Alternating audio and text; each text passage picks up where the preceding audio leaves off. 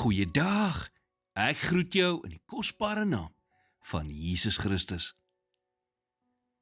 In 2 Konings 20 lees ons van koning Hiskia wat baie ernstig siek was. Die profeet Jesaja het toe die nuus aan hom gebring dat hy die siekte nie sou oorleef nie. Hiskia het bitterlik gehuil en tot God gebid en God het toe sy lewe met 15 jaar verleng. En as teken het God die volgende laat gebeur. Vers 11 sê, die profeet Jesaja die Here aangeroep, en hy die skaduwee wat reeds teen die trap van Agas afgesak het, 10 trappe laat terugskuif. God beveel die son om in die teenoorgestelde rigting op die trappe te beweeg, sodat die skaduwee van die trap terugbeweeg in plaas van vorentoe. Hierdie verhaal is 'n kragtige herinnering dat God nie beperk word deur tyd of menslike omstandighede wat hopeloos lyk nie. Hoeveel keer het ons nie al na ons lewens gekyk en vasgeglo omdat omstandighede verby 'n sekere punt beweeg het, die uitkoms vas is. Miskien is jy vandag in 'n verhouding wat voel asof die skade onomkeerbaar is. Of jy het 'n siekte waarmee jy gediagnoseer is wat finaal lyk.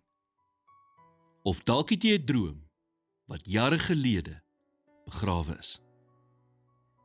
Dit is maklik om tot die gevolgtrekking te kom dat dinge te ver gegaan het om ooit weer na normaal te kan terugkeer.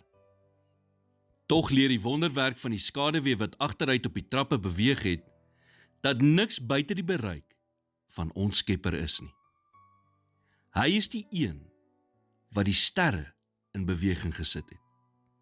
En hy is ook die een wat hulle kan beveel om stil te staan of om agteruit te beweeg. Hy word nie geïntimideer deur jou menslike beperkings nie. Geen situasie is ooit te ver vir God om 'n wonderwerk te doen nie. Wanneer jy oorweldig word deur omstandighede, kan jy na God draai. Jy hoef nie die vyand se tydlyn of die wêreld se uitspraak te aanvaar nie. Wanneer jy jou gebrokenheid na die altaar bring, nooi jy die een wat tyd geskep het om in te tree en die stukke van jou lewensprentjie te herrangskik. Dit mag dalk vir jou voel asof jy jou kans gemis het of dat die skade permanent is. Maar God spesialiseer in herstel.